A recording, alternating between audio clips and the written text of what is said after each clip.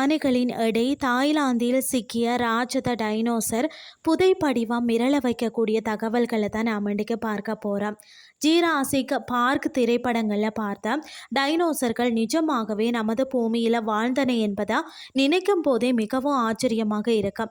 அந்த வகையில் தான் தாய்லாந்து நாட்டின் வடகிழக்கு பகுதியில் உள்ள ஒரு குளத்தின் அருகே சமீபத்தில் கண்டுபிடிக்கப்பட்டுள்ள புதிய ராட்சத டைனோசரின் புதைப்படிவங்கள் பார்த்தீங்கன்னு சொன்னால் உலகெங்கிலும் உள்ள ஆய்வாளர்களை மிரள வைத்திருக்கிறதாம்.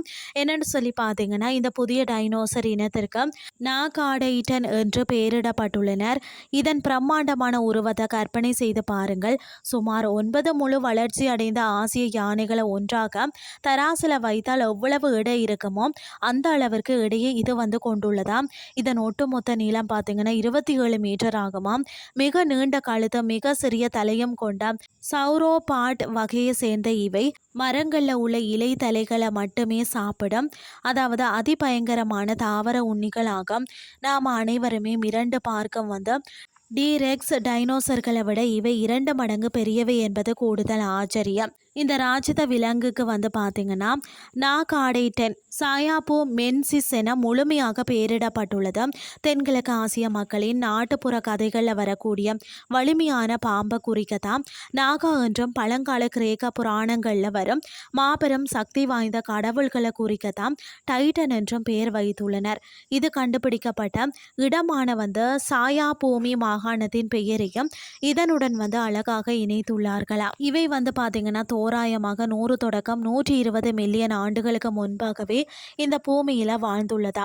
லண்டன் பல்கலைக்கழகத்தை சேர்ந்த திதிவுட் அதாவது சேதாபனி சாகுல் தலைமையிலான ஆய்வு குழுவினர் தான் இந்த தாய்லாந்தின் கடைசி டைட்டன் என்று வர்ணிக்கின்றனர். இதற்கு ஒரு முக்கியமான காரணம் உள்ளது.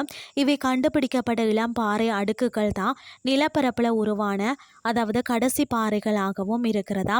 இதற்கு பிறகு உருவான பாறைகள் எல்லாம் கடலுக்கு அடியில் அமைந்தவை என்றதால இனி இதை விட பெரிய டைனோசர் புதை வடிவம் அங்கு கிடைக்க வாய்ப்பே இல்லை என உறுதியாக சொல்கிறார்களாம்.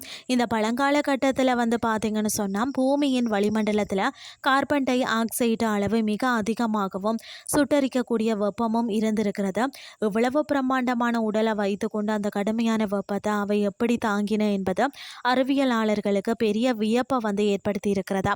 அதிக வெப்பத்தால் தான் அடர்த்தியாக வளர்ந்த பெரும் தாவரங்களே இவற்றிற்கு தேவையான உணவை கொடுத்திருக்கலாமா. ஆசியாவிலேயே அதிக டைனோசர் புதைப்படிவங்கள் இருக்கிற நாடுகளில் தாய்லாந்து 3வது இடத்துல கம்பீரமாக இருக்கிறதா. பல மில்லியன் ஆண்டுகளுக்கு முன்பு நடந்த அதிர்ச்சியூட்டக்கூடிய காலநிலை மாற்றங்களை அறிந்து கொள்ளத்தான் இந்த கண்டுபிடிப்பு பெரிதும் உதவினதா. இன்றைய கிறிஸ்டி உங்களுக்கு பிரயோசனமாக அமைஞ்சிருக்கும்னு சொல்லி நானும் நம்புறேன். இதே மாதிரி மற்றொரு கிறிஸ்டின் வாயிலாக உங்களை சந்திக்கிறேன். நன்றி.